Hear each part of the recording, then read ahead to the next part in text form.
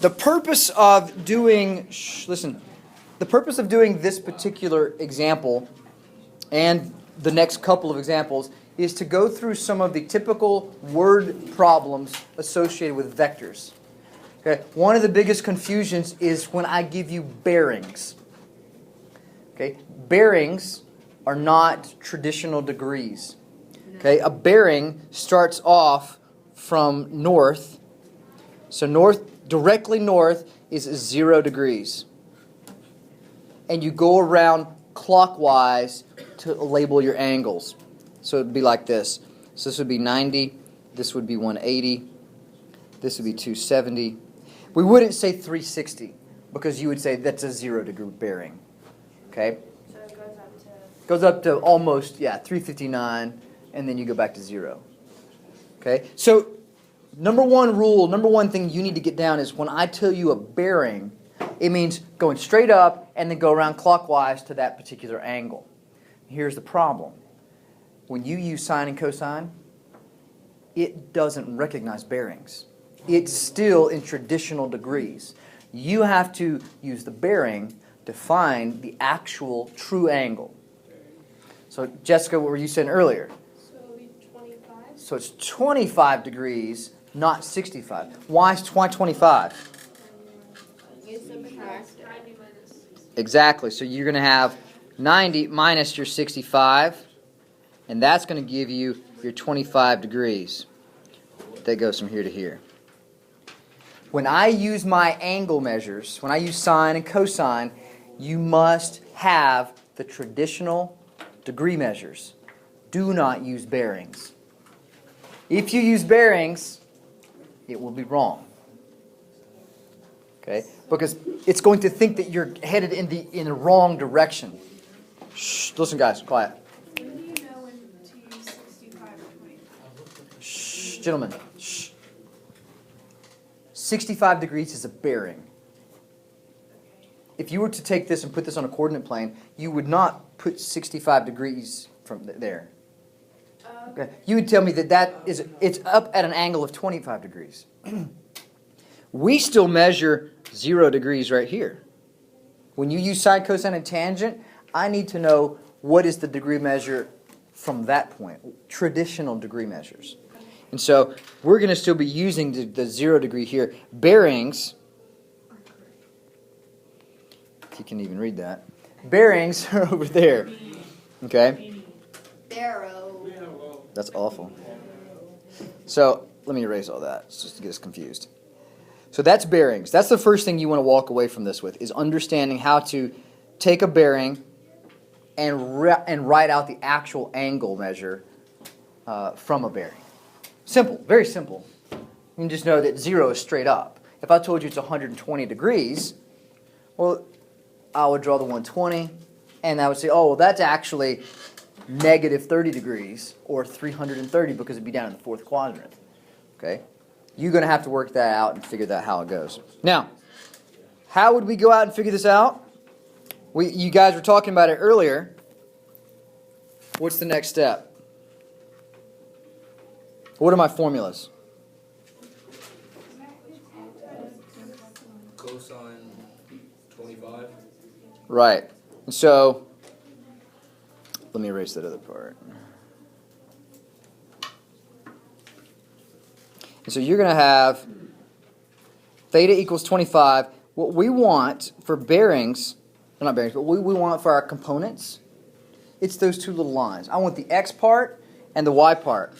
And so you're going to have x, you're going to have y, and we're going to set up, if I can even use this thing right today, we're going to go ahead and set up the equations that look like this. It's x equals 500 cosine 25, x equals, or y equals sine, 500 sine 25. It's just the magnitude of the vector times the sine or the cosine of the true angle. And that gives us the actual answers. So your components for this vector would end up being 453.15, 211.13.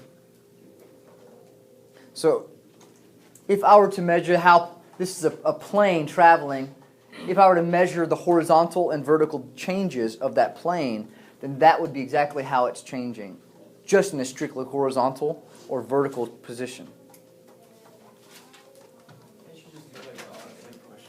I took the sine of 65, I just used the top triangle instead of the bottom triangle.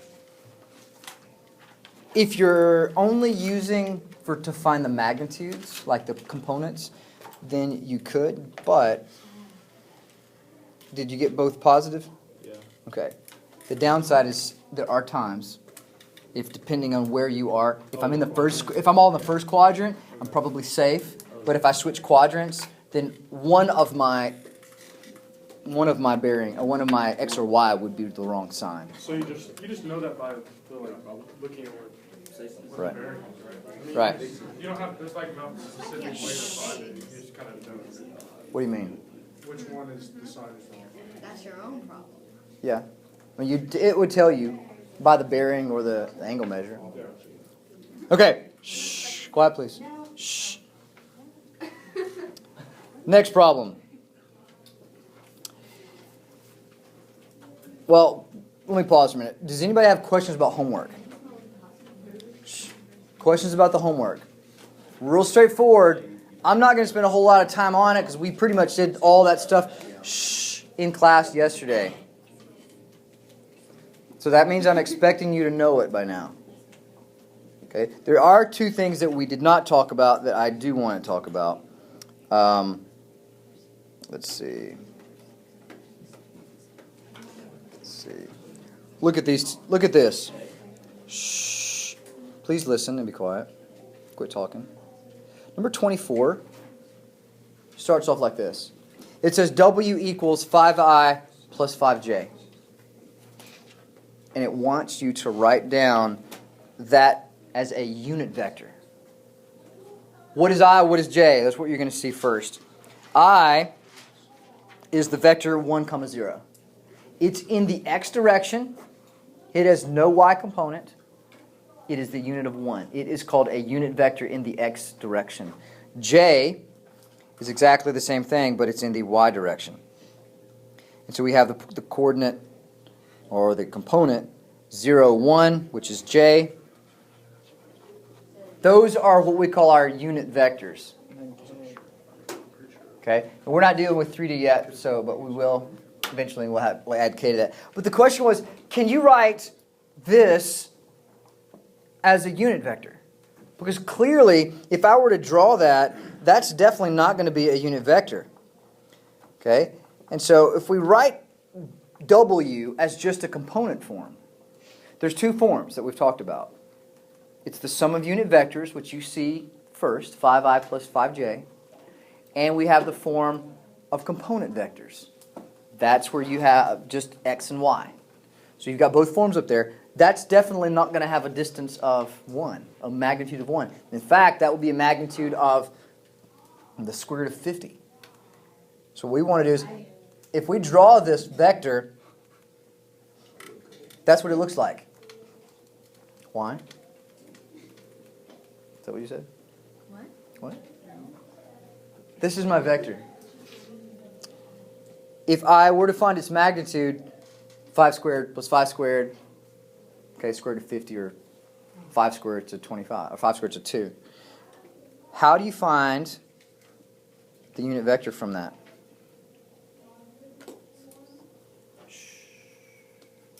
How do you find the unit vector? I did. We did it yesterday. If you had done your homework, you would have done it also. Very good. It's the vector itself over the magnitude. So I'm going to take that magnitude and I'm going to divide it here. Unit vector, yeah, right there. Can I simplify that? Yeah. Yeah. Square root of 2. Yeah. And so this is my unit vector.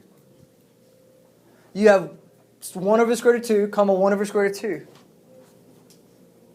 That would be, if I were to find the magnitude of that, I would get 1. In the same exact direction.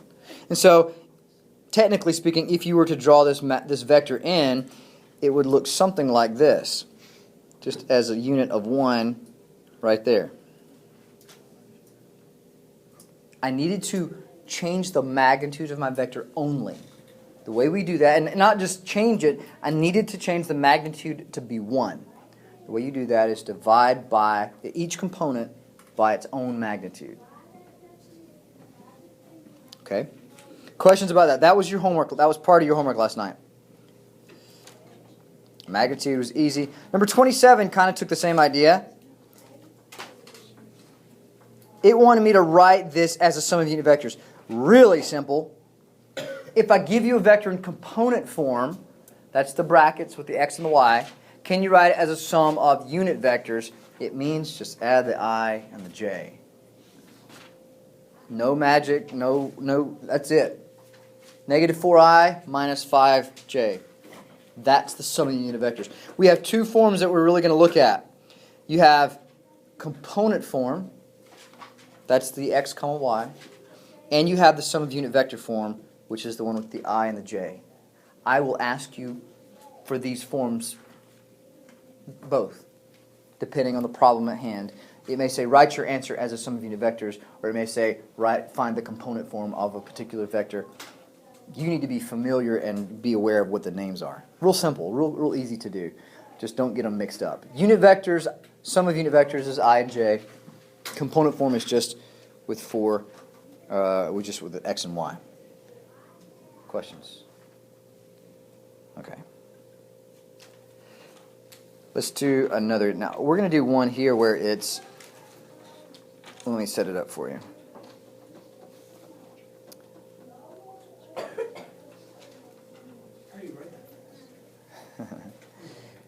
This example is like this. You are a pilot. You are trying to set up your flight plan. In order for me to set up my flight plan, I have to take into consideration wind speed. I have to take into consideration the actual direction I want to eventually go, and then I have to choose a bearing and a velocity to travel so that I keep on that bearing the whole time. So here's what you want to do. You desire to have a due east heading at 450 miles per hour. But what you have to account for is that there's a wind traveling with a bearing of 60 degrees. It's traveling 65 miles an hour. I want you to draw a picture of this. First thing you want to do is draw the wind. That's the easy part. So label the wind, label its bearing, okay? Label its velocity.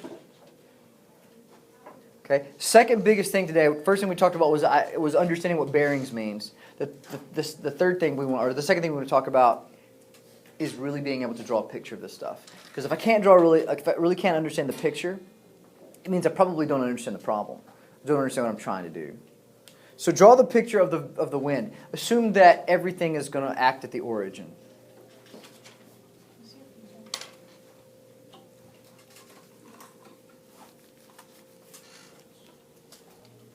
Okay, so here's our picture. The red vector, V, is what I desire to occur.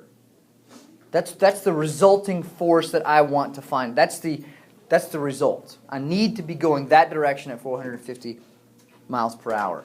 But as a pilot, I know that theoretically, if I want to head this direction, but I know that the wind is blowing this way, I'm going to actually head that way, and the wind is going to correct me. Even though I'm going this direction, the wind is blowing me back, correcting my own measurements. Okay? So, when you get here... How did you, Go ahead. I don't know what angle I need to change to accommodate the 60 degrees yet. That's what we don't know. So first you have to find the strength. So, really what I'm going to do is, I can write the vectors, I can write the components of the wind. Piece of cake. I know a little bit about the vectors of V. Can somebody tell me, what would the vectors be for this? Do we know either of these vectors without having to do any work at all?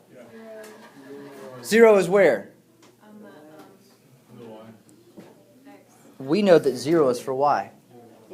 I do not know x. Because of the velocity of the wind, my velocity, my resulting velocity is going to be a little bit different than 450. Okay? But more to the point, I want to make sure that the angle that I'm traveling at makes sure that I'm headed due east. So that's what we're going to tackle in this problem is what angle do we have to travel, do we have to start off with, and work this out. So, let's set up the wind velocity and find the vector for the wind. Go ahead, take a second, and I want you to find out the components of the wind. Remember, you're going to have to find the degree. I haven't told you the degree for the wind yet. You know the bearing of it. So find the components for wind. Try that.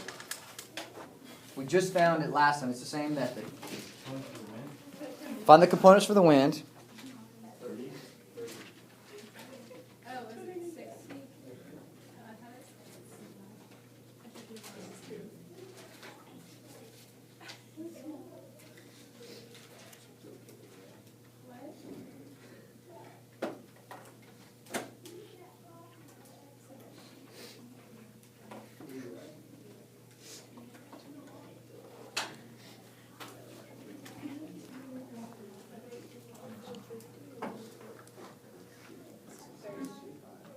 X would equal 65 cosine of 30, and Y would be sine, or 65 sine of 30. Because if the bearing is 60, that means the true angle is 30 degrees.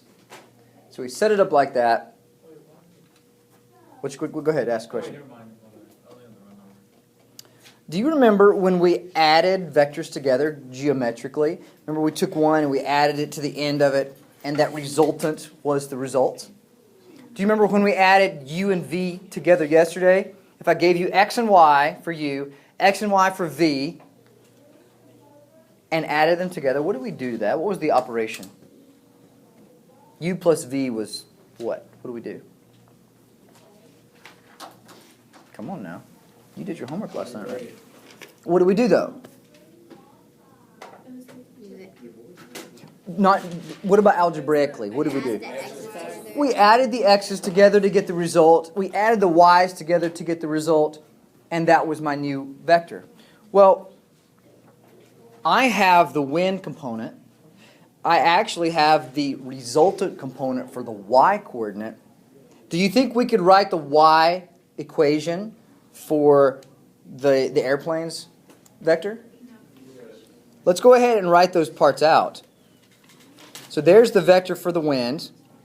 The plane's vector is going to be this. It's 450 times sine and cosine. Sorry, I hit the wrong button. So there's the pieces for the plane. I don't know theta yet, but remember, that's the one thing I'm missing. So I went ahead and labeled the vector A, B, C, D. What we're looking to find is AD. That's the resulting vector, but I need to know what is the angle between AD and AB. What is the vector between the actual path that I want to take and the path that I'm going to have to navigate to make sure that path happens. And so, remember, if I add the two x's together, I get the final x. Well, I don't know the final x, so that's kind of out of the question. There's too many unknowns. I do know the final y, it's 0. So we're going to add the wind y component plus the plane's y component to equal the resultant y component. Right? And so you've got that part. Here's the y component for the wind. Here's the y component for the y. And there's the y component for the resulting vector. Y's add together to get the result. X's add together to get the result. So we're really just going to do that. So the vector, the formula would look like this, just written out. Vector AD equals vector AC plus vector AB in their component forms. That's why it was vital that I be able to do the component forms, because if I don't have the components, then I don't have the pieces to add together. So, this is what we would do. To write out the equation, it would look like this. 65 sine 30 plus 450 sine of theta equals 0. Noting that the angle that my resultant vector was at, in other words, I'm headed due east. If I didn't know I was heading due east, then I would have had to have told you more information, because you would not have known that the y component was 0. Okay? So when I tell you the direction, the heading, oh, I want to head due east, I'm not really giving you numbers, so to speak, but I am telling you information that you have to remember about those numbers. Now, I could give you other things. I could tell you, here's the bearing and speed of the plane. Here's the bearing and the speed of the wind. What is the resulting vector? And then you would find the components of the two parts, add them together, and boom, you've got a vector to end up with. That's another version of this problem. Rather than asking for an angle, I could ask you for the actual vector itself.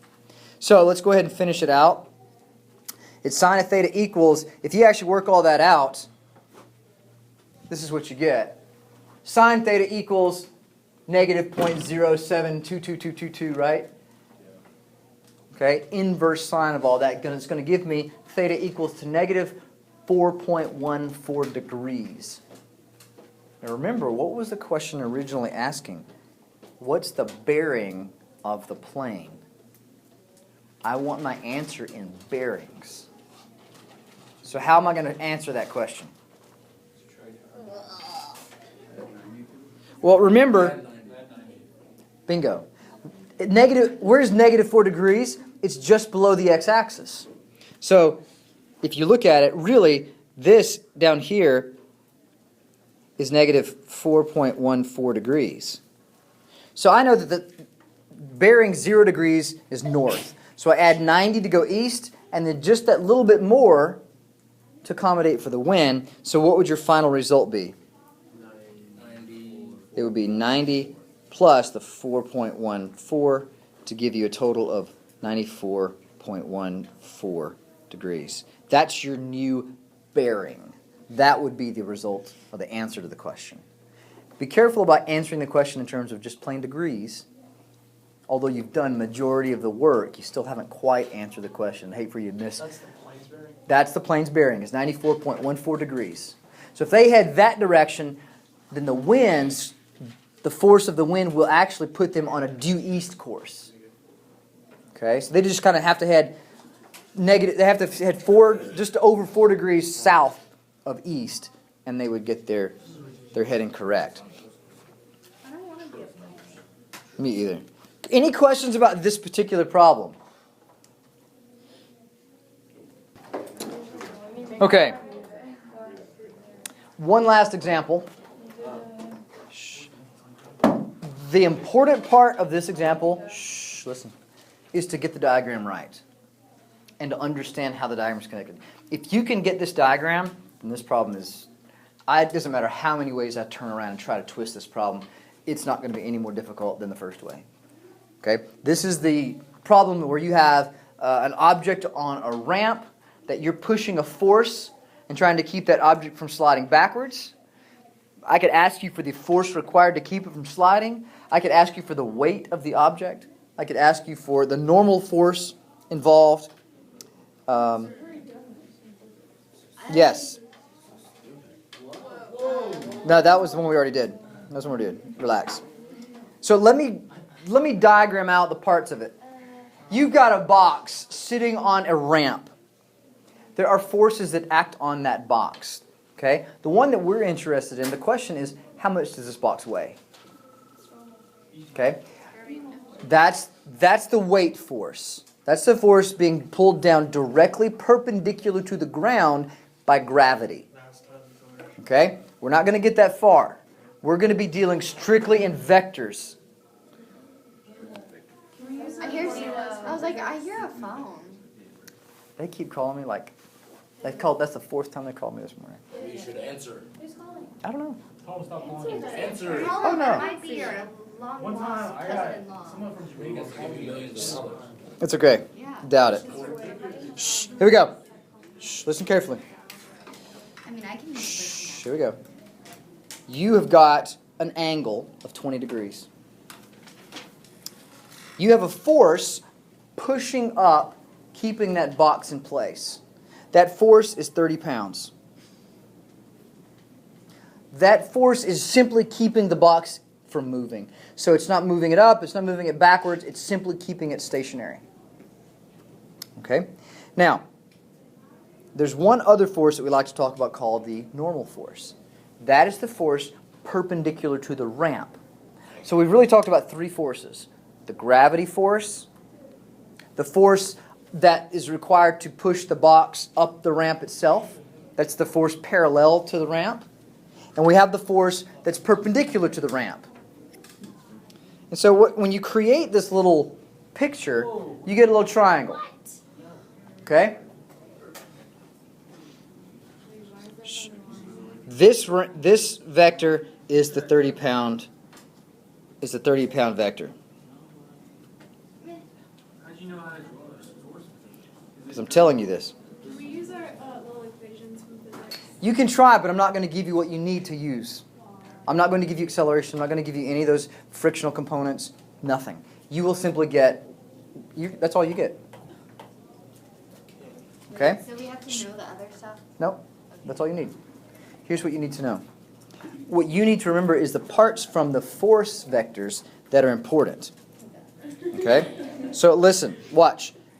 Your goal is to take this idea and to be able to draw this triangle and label the parts that I give you. The parts that I give you will never change. Just the question is, which parts did I give you?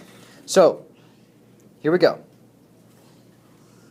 We're going to get labeled ABC. But what we know is that BC is 30. That vector at the bottom, so it's parallel to the ramp. Then it's going to take this, it's going to basically, for my triangle, it's going to mimic the force vector, keeping that up. The vector that's perpendicular to the ground is the vector that I am trying to find. I want its magnitude because that's going to tell me the weight of that object due to gravity. Notice the red lines for the degrees, 20 degrees, and that little angle A at the top. By similar right triangles or parallel lines, I have got two triangles that are similar to each other, which means all of their angle measurements are the same. The angle I tell you at the ramp is also the angle at angle A. That's a key fact. I need to know that. The next step, I'm going to go ahead and redraw this triangle and label all the parts that we have. Which force vector, which part of my triangle am I looking for? AB, AC? I want AB, because if you look at the picture, remember I wanted the perpendicular line, I want the weight vector. And so that's X. And we're just going to use SOHCAHTOA. Sine of 20 equals 30 over X. If I can create that little right triangle, then do you want the normal force? Do you want the weight force? Or do you want the force required to push that box up the ramp? Those are the three questions. Or maybe I could ask you, what's the angle of the ramp? That's it. If you can draw the triangle, the box, and label it all, it doesn't matter what you want. This is so complicated. Okay? You get such a simple answer. It's not hard. A whole bunch of crap. The problem with the math part of it is the fact that I'm not giving you the forces, I'm not giving you the parts for like the formulas in physics you would need. We're dealing with strictly the vector parts. Okay? Once you understand these pieces, this becomes relatively simple. Relatively.